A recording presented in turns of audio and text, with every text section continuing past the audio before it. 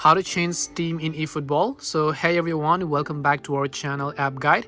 In today's video I'll be guiding you on how you can change your team on eFootball, so make sure to watch the video till the very end.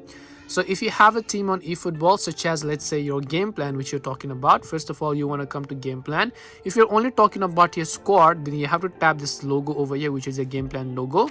Tap on game plan list here, and then you'll be able to view all of the other squads that you've made so far. So you can go ahead and then view the squads respectively as well, or you can just tap on it, go to game plan list, and then you should be able to go ahead and find all of your game plan list as you can find here.